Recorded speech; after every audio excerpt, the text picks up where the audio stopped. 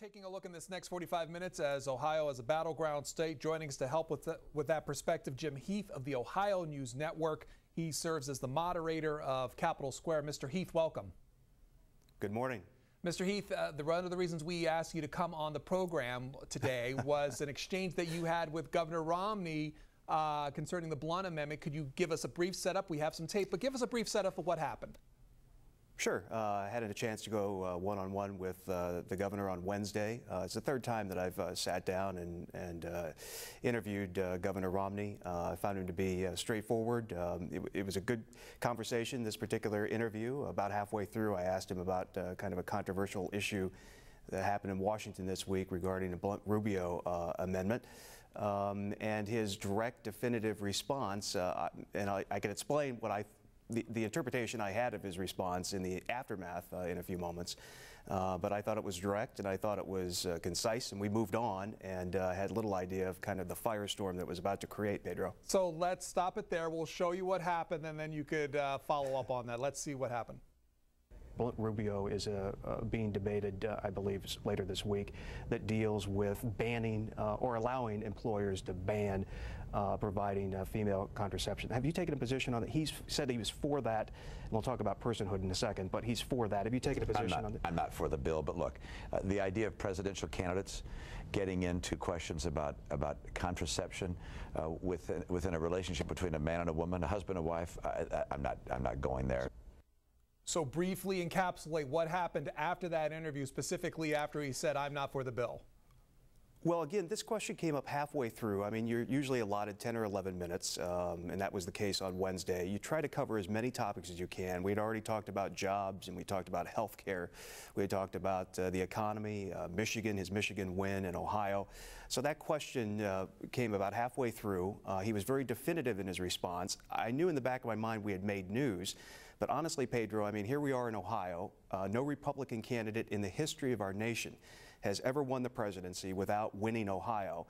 In the back of my mind, while it was unusual, I thought that he had kind of done a pivot and was maybe moving to the center, knowing that Republicans are struggling now with women voters, trying to maybe make a distinction between himself and Rick Santorum.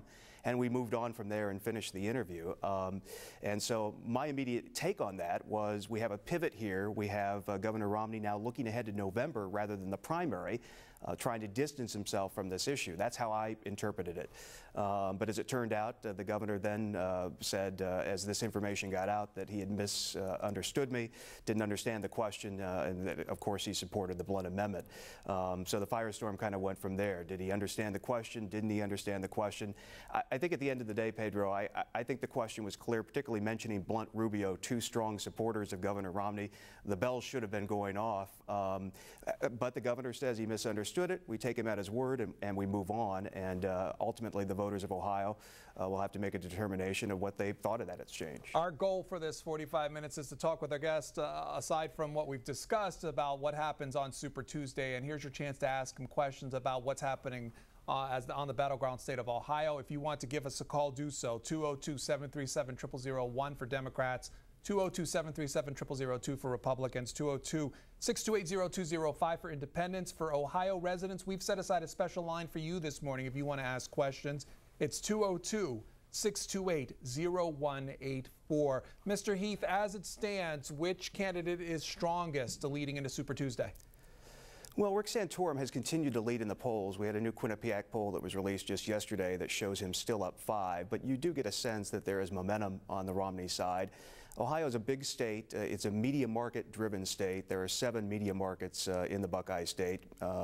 Romney's Super PAC has been spending heavily in all of those media markets. Rick Santorum is also spending his campaign spending money, but not by near the margin. So you do get a sense, as these polls have narrowed, and as you've watched the television ads, all you have to do is turn on the TV in the state of Ohio, anywhere you might be, from Van Wert to Athens and Cincinnati, Columbus, and Cleveland in between, and you see a Romney ad. So, Pedro, I think there is a sense that Romney is picking up momentum.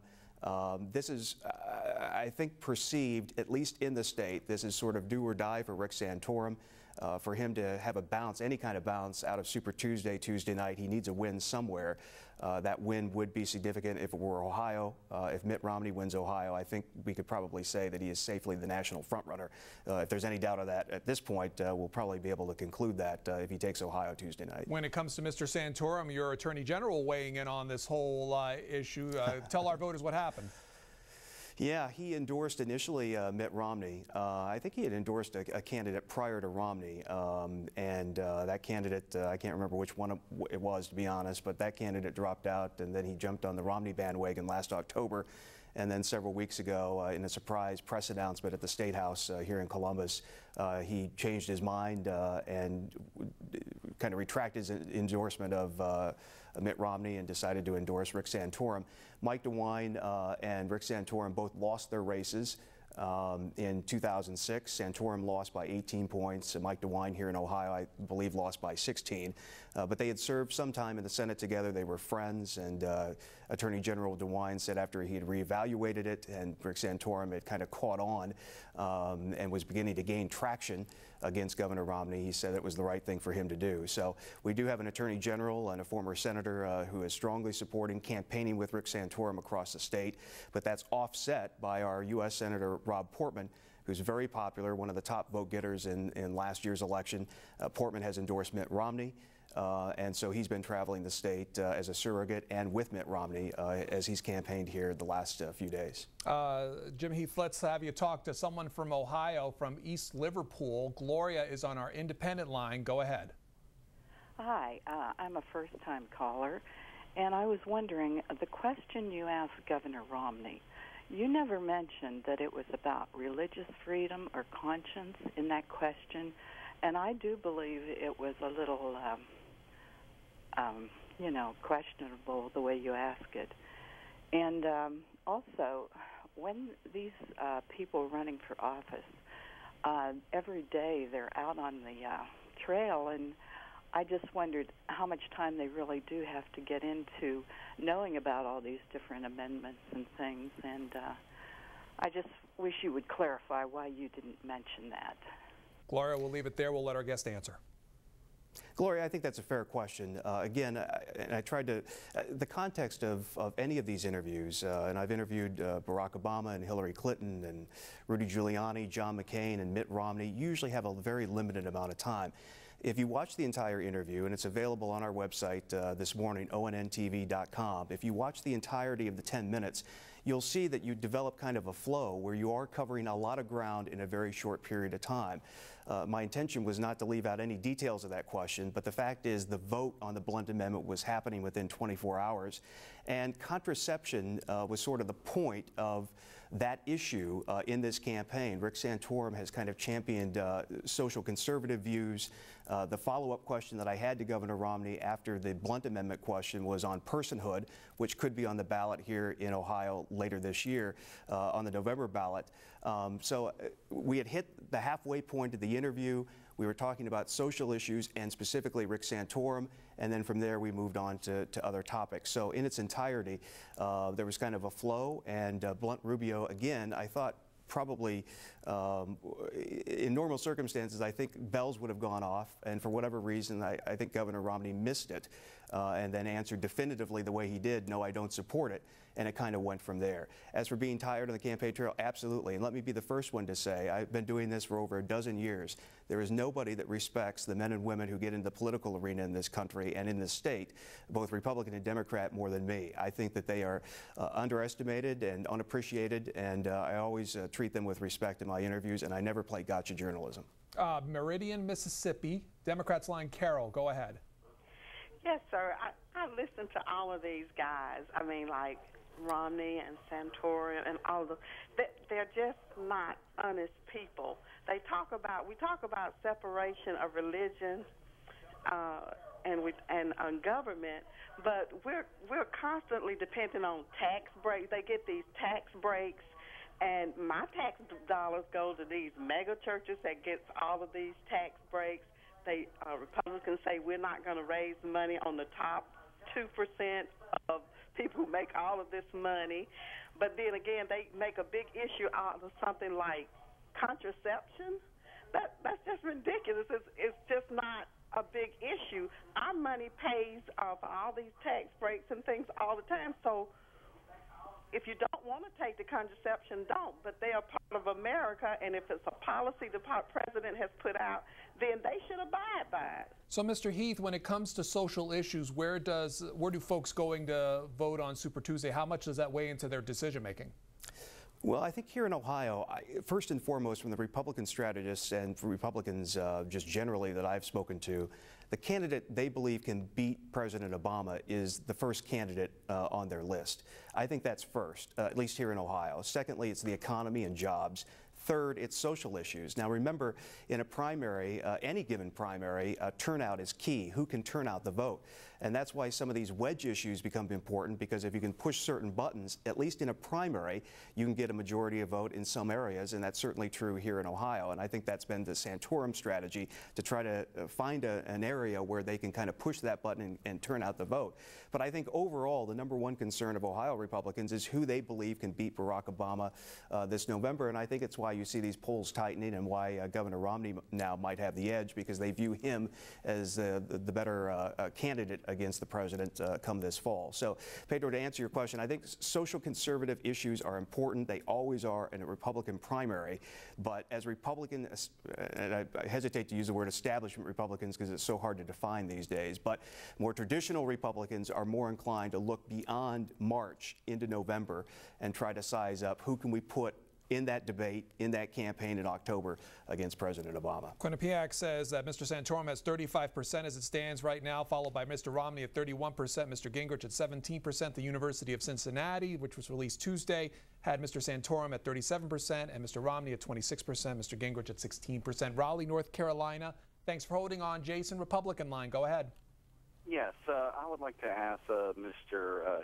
Heath, why is it that it seems to me the elite media, I think this was all started by George Stephanopoulos, this whole thing of contraceptive, that just seems to be irrelevant to what's going on in the country today. It just seems to be a smokescreen that the Obama administration, along with its counterpart, the liberal media, has put out there to detract us from the real issues of the economy. Nobody is talking about contraceptive. This is a perfect smokescreen for you guys to get us off point of the economy and how bad it really is. And I'll hang up and listen.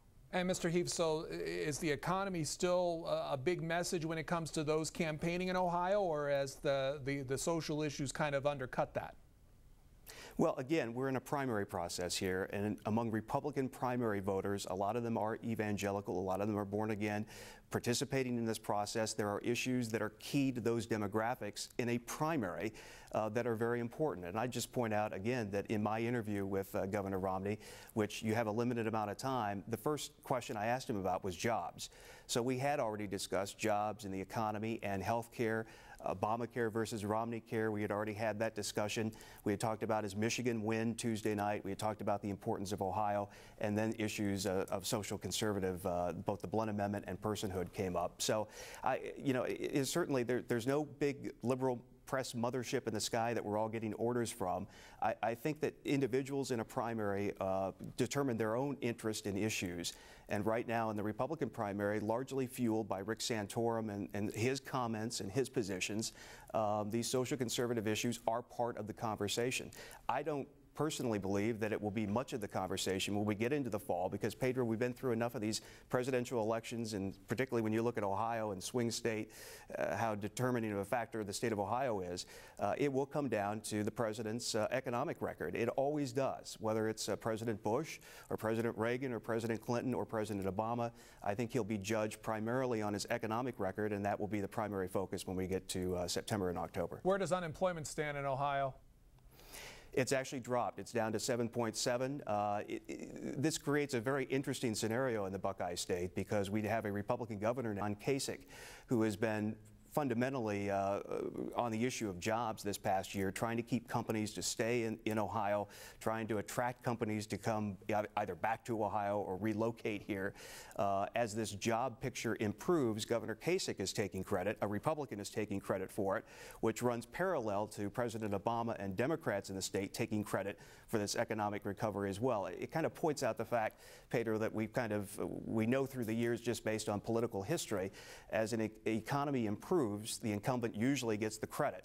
So here in Ohio, it's kind of both parties get something from it. Governor Kasich takes credit for an improving economy, and the president this fall could also get credit for it.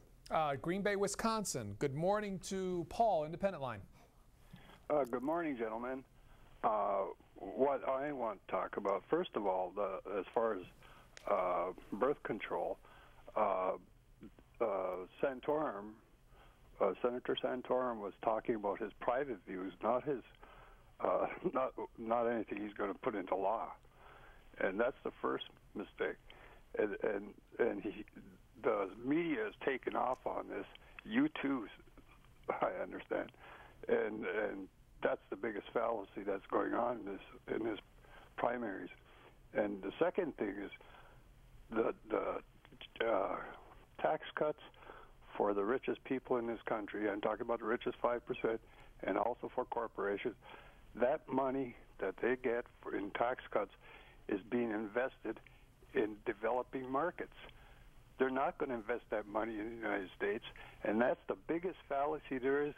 And I'll tell you what, if Romney gets in there, if he's the nominee, I won't be voting for him. I'll be voting for President Obama. If Rick Santorum is the nominee, I'll be voting for Rick Santorum. Anything from that, Mr. Heath? No, I think it goes to show that, I mean, social issues are always tricky. But they always seem to come up in primaries, both the Republican primaries and Democratic primaries. There's sort of a litmus test of candidates, if you will, and if those buttons are pushed, they become part of the conversation, at least in the primary process. Again, my personal view is that this will gravitate back toward the economy. It will gravitate back toward jobs and overall the president's economic record as we get closer to the fall. Pedro, can I quickly mention, you mentioned the Quinnipiac poll and the fact Gingrich is at 17%. I think that's a real interesting number to look at. There are a lot of establishment Republicans in the state who are still on the Gingrich bandwagon. We have a prominent chairman of the Franklin County Republican Party, Doug Price, is an example. That's Central Ohio. He's on the Gingrich delegate slate. So the fact that Newt Gingrich is running so strong at that 17%, a lot of those voters probably would be more aligned with Rick Santorum than Mitt Romney. As the stronger Newt Gingrich gets, and he has 30-minute info commercials running across the state, he's been campaigning here periodically, obviously not near as much as the other two, but for every vote that Newt Gingrich gets on Tuesday night in Ohio, that's likely to hurt the chances of Rick Santorum of actually carrying the state. And Santorum faces an even larger problem than that when you look at delegates. Of course, you need 1144 to be the nominee. There are 66 up for grabs in Ohio.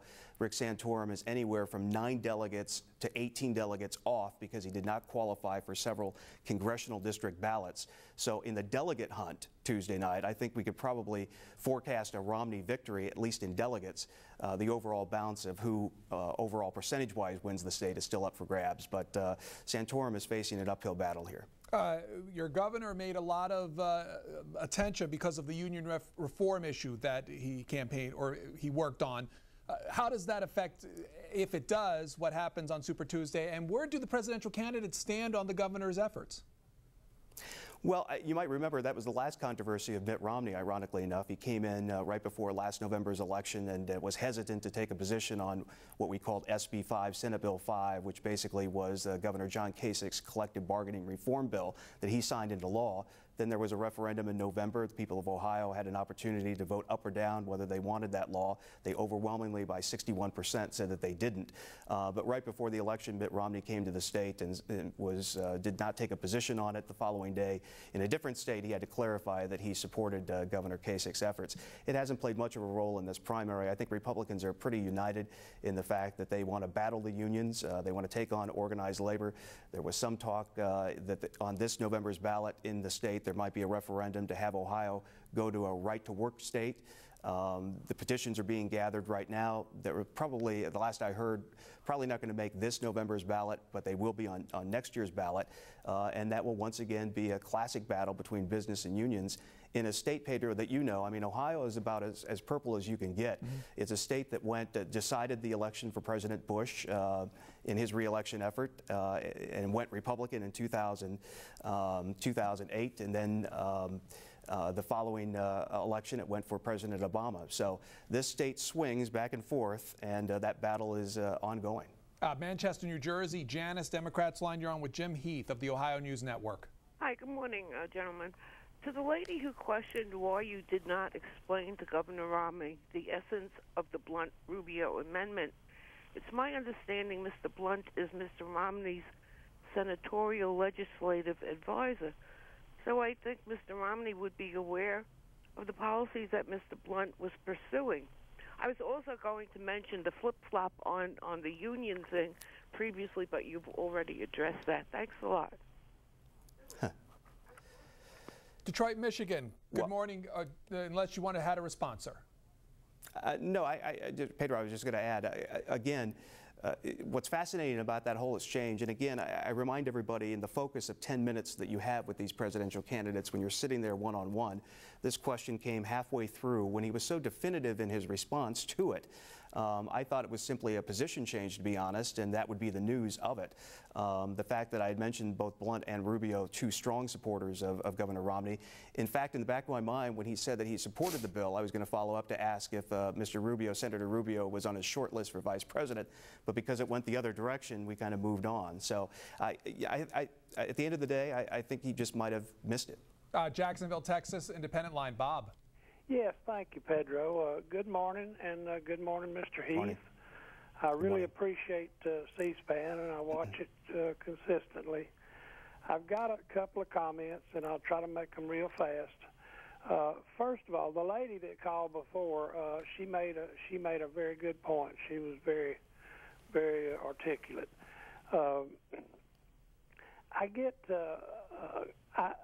I vote independent, but this year I will vote for Ron Paul, and if he don't get the nomination, which it's pretty doubtful, then I'll probably vote for the president. But I wanted to ask a couple of questions of Mr. Heath that maybe he could go right ahead, sir. He could put some light on it and help me out. I never hear the truth about the Social Security and the Medicare. They call them what's the word? Help me out. Entitlement programs? I'm sorry? Entitlement programs? Yes, thank you. They call them entitlements, but that's the only entitlements they seem to remember. But unless I'm wrong, Webster's Dictionary defines entitlements as anything that's guaranteed a government benefit, and that would include government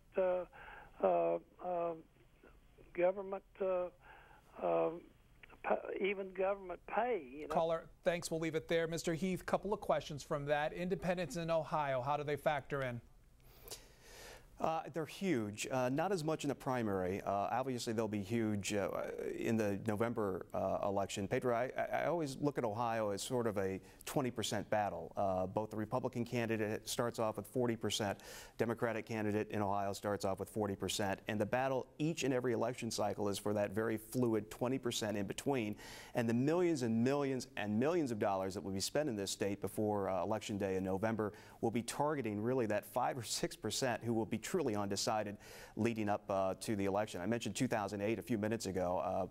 President Obama won this state by 52% of the vote. President Bush got 51% in the election before that. So, I mean, independents are absolutely critical and key, and a lot of those independents within that very few small percentage are women who are undecided, independent women who remain undecided right up till the end. And that's why I think that you'll see eventually the Republican nominee and the president from the left they'll both begin to meet in the middle on some of these issues as they try to appeal at the last minute to some of these undecided independent voters. They're very important. I don't know where they're falling necessarily in this primary, Pedro, on Super Tuesday. My guess would be a lot of undecided Republicans will probably go again, first and foremost, to the candidate they believe can beat President Obama this November. Don't forget we have a line for Ohio residents, 202-628-0184, Hollywood, Florida. Thanks for joining us. Quincy, Democrats line. Yeah, excuse me, thank you. Yeah, there's several things I just want to say, but number one, for these individuals to end up say this thing on contraception is a left-wing media thing, they seem to forget the Republicans want to start having hearings and pass some legislation and dealing with this. The Democrats are just sitting back. They didn't do anything with respect to that evidence. This has all been Republican propaganda in which they are really good. They have the script and they follow it. Caller, a question you have about Ohio politics otherwise? Yes, well, I'm originally I graduated from Ohio, Bridgeport, to be then I went to school there for years and graduated from there and worked there in steel mills and whatever Martin said. Politics there is, I find out that a lot of people there, just like a lot of the other listeners that I hear call in, they work a lot and they really don't get the grasp of everything that's going on. And Mr. Heath, you had said that the unemployment rate had dropped. The caller had mentioned how Ohio was, at least at his part, was more industrialized, or at least he worked in that sector. Where's the drop in unemployment attributed to there in Ohio? Well, jobs obviously coming back, but first and foremost, primarily manufacturing. The auto industry is doing extremely well in the state of Ohio, and that will be a big issue as we head into the fall of who was for that and who was against it and whether it's worked or not. But there is no question, as Governor John Kasich, a Republican, points out on a weekly basis, almost a daily basis, the auto industry is making a huge comeback. Above and beyond that, Pedro, there's huge potential for jobs in the state. We're talking up to 200,000 of them with what we call fracking, which is hydraulic fracturing. There's a huge shale deposit on the northeast side of the state, and now companies are looking at trying to develop more natural gas out of the state.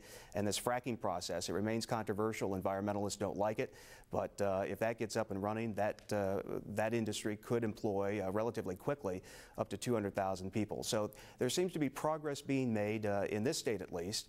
It leads the Midwest now. It's the #1 job developer in the region. So good things are happening. Who gets credit for that ultimately will be the discussion I think that we have, again, when we get into September and October. As we are talking presidential politics, this note tomorrow on this program, 9:30 in the morning, you can call and email your questions to Newt Gingrich. He'll be joining us starting at 9:30. Akron, Ohio. Go ahead, Dave, Republican line. Yes, as far as the fracking comment, it's true. The bottom line is that the policies of a Republican governor, it could be factually stated that in spite of the policies on the federal level, that the state is bucking the system and the trend. It's not about who's taking credit. It's about, in fact, the fact that it's factually stated that the state is performing in spite of policies that are trying to hold it down. And I wish the press would report things in a factual manner rather than saying, well, we don't know, we don't know. And then that goes to the whole point of we don't know when someone earlier called and said, you know, the whole issue about social issues was couched in social issues. The fact is that when it comes to the pivot point that the administration took after the factual approach of whether it's constitutional or not to mandate contraceptives coming out of a mandate that switched to insurance companies, which was a nice pivot to then call it a woman's issue, and then to portray someone from a law school to talk about the right of a person to have contraceptives in order to be attending college is not exactly, oh, woe is poor me, you know, I'm in college and I need a $3,000 bill to just for pay my contraceptive use. And then the press doesn't even report it as this is totally off the wall. There's no reason why we should be talking about contraceptives. It's always available. That's a fact. Put it out there, a lot out there. We'll let our guests respond. Go ahead, Mr. Heath. I would just say he brought it up again. I think it is an issue. The president, I think that you could say, opened up this issue initially, then there was a response to it. The question that I asked Governor Romney this week pertained to Rick Santorum, his positions on some of these social issues, and the Blunt Amendment, which was just 24 hours away from being voted on, so it was very timely. I mean, the U.S. Senate was voting on that. The press didn't create that. The U.S. Senate did. They took that vote. So, it's one of those, a lot of these issues are always, we don't want to talk about it, and then they come up. And particularly in a primary process where Republicans are still struggling, trying to figure out exactly which way to go, who to nominate, and who to put up against President Obama this fall. Greensboro, North Carolina, Independent Line. Joseph, good morning. Good morning, sir. Mr. Heath, I just wanted to ask you a very general question. You've been speaking a lot about very specific, detailed, research-based kinds of information, which I found very educational. I wanted to ask you a general question philosophically, which may be outside of your talking points, but I always look for it. I'm an independent voter. I'm in the middle. I'm the kind of person that sort of decides the election.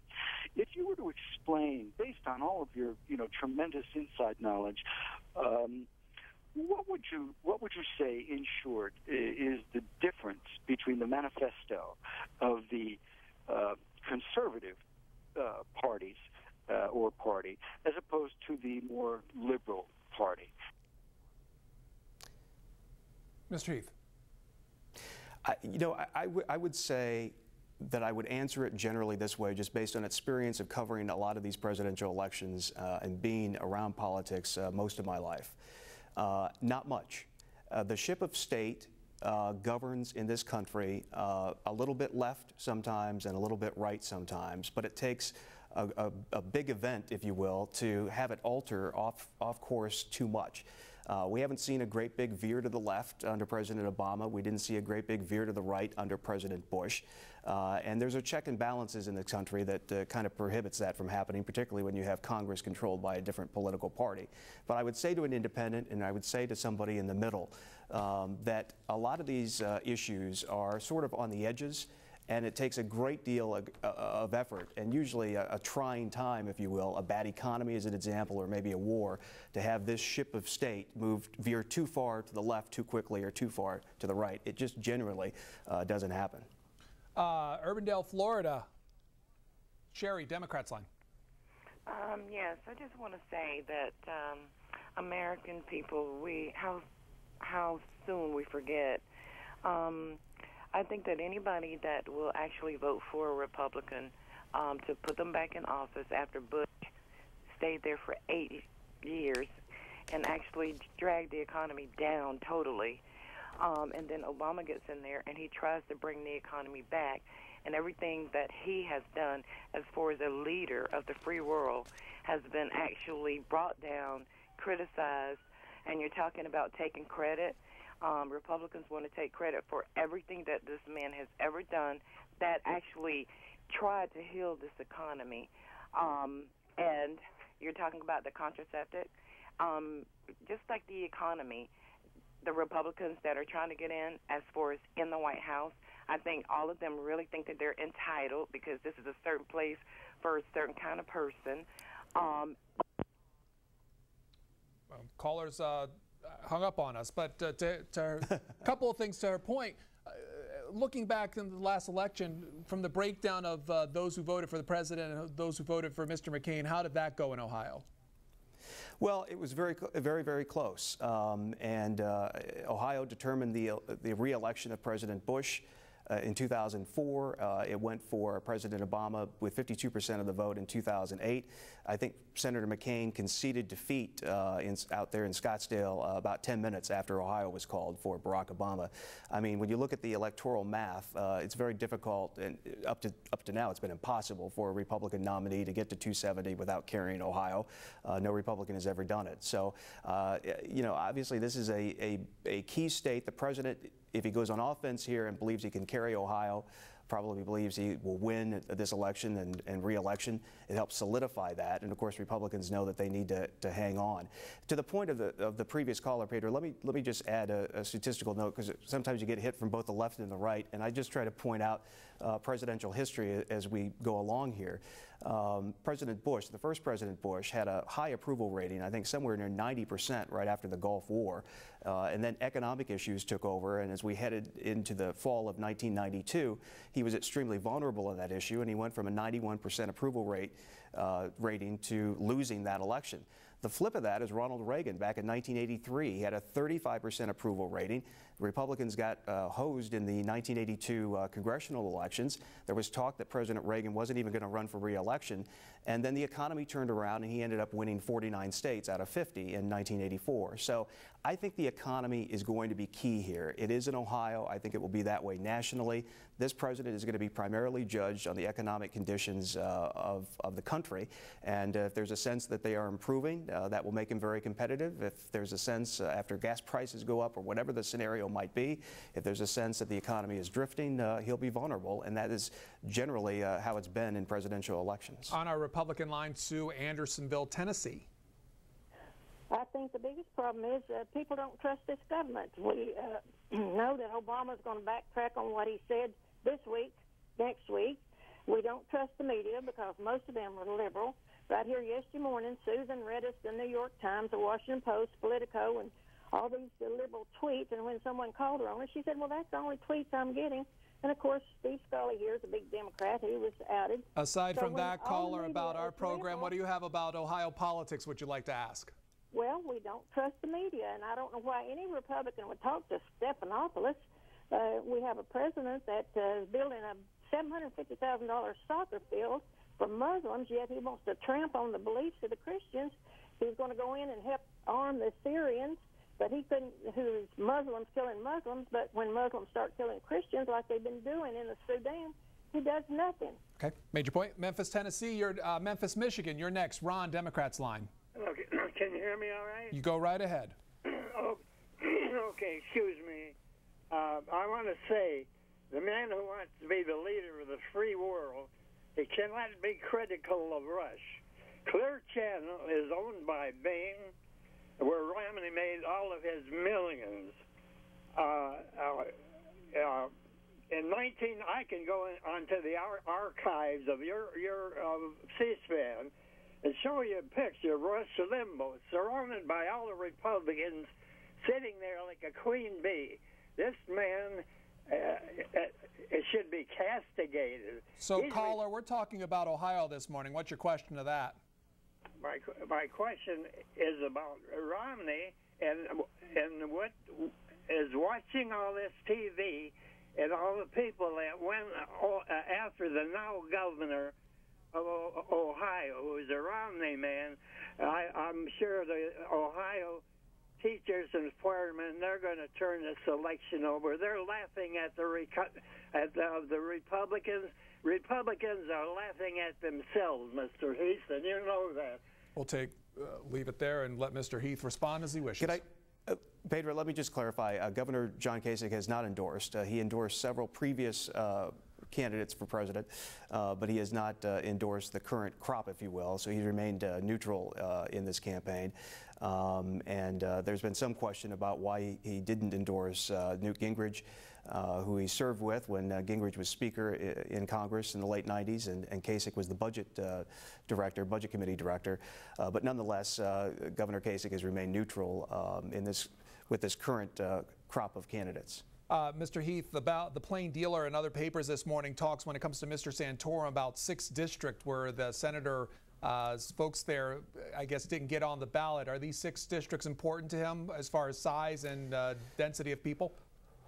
Oh, they really are. They missed it. I mean, that's just the bottom line. I mean, things happen in a campaign, and back when the deadline occurred to qualify for Ohio's ballot, Rick Santorum was driving around in a van in Iowa, and very few people knew who he was, and there was very few, I think, outside of he and his wife, maybe his campaign manager, who felt that he would eventually lead the pack. So, yes, he's wounded. There are several congressional districts where his name I should clarify, his name will be on every ballot across the state. So when you look at the popular vote Tuesday night about who actually wins Ohio, that will be a fair count. But there's a second category for district delegates, congressional district delegates.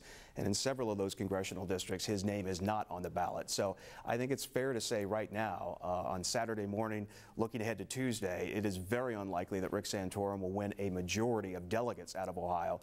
We have 66 of them. He's down at least 9, as many as 18, because a variety of other reasons we won't get into. But I think it's safe to say that Santorum is at a severe disadvantage on the delegate take. But of course, the headlines Wednesday morning, I think, will be more related to who gets the overall majority vote in the state. Tampa, Florida. Good morning, John, Independent Line. Good morning, gentlemen. How you doing this morning? First, let me preface what I want to say by introducing myself. I'm an MBA. I work with small business and medium business. Moving forward, I'm a veteran also, and also as far as Ohio politics goes, you have to give your Republican governor the credit for bringing it around. I mean, it's not Obama, because as a consultant of business, he has been nothing but a heartache for business, period. Another thing, too, Mr. Heath, you're always talking about we have to get someone in there to beat Obama. I think my dog could beat Obama. I mean, the bottom line is this guy has not been good for the country. You talk about Romney, when you interviewed him, he flopped. Well, what about Obama? 57 states. I mean, my grandson knows it better than that. But anyway, gentlemen, you remember 2010. Everyone said, well, hey, we passed the health bill. They'll forget about it by the election. We're not going to forget, and we are not forgetting this year either. So, Mr. Heath, wrapping up, aside from everything we talked about, what should people who are not from Ohio look as far as what happens in your state, and what are some stories that, or at least some signs or insights that you could tell about what happens in Ohio that maybe would be interesting for people to watch? Well, again, on a historical note, no Republican has ever won in November without Ohio. It's an ultimate purple state. It swings very quickly. In 2006, Democrats won every statewide office -1 in this state. In 2010, Republicans won every statewide office. It went for President Bush in one election, for President Obama in the last election. So I think it's a good, as Rick Santorum, I interviewed him a couple weeks ago, he called it a weather vane. I think that's probably accurate. It's a good indicator of sort of where the country's at. I'd look to the strength of Mitt Romney in this state Tuesday night. If he prevails, we'll see by what margin. And then we'll have a good idea, an indication of where he stands sort of in the Midwest, which I think is going to be critical when you look at those 270 electoral votes that Republican and President Obama will need. Where do these candidates stand in the Midwest? Where do they stand in Pennsylvania, Michigan, and the state of Ohio? Because I think those states will be critical. So we'll learn a lot Tuesday night about particularly where Mitt Romney stands. If he is the front runner in all of this and the one likely to hit 1,144 delegates, we'll see where he stands in a pivotal state that he'll need if he wants to be president. Jim Heath of the Ohio News Network joining us to talk about Ohio politics. Mr. Heath, thank you. See ya.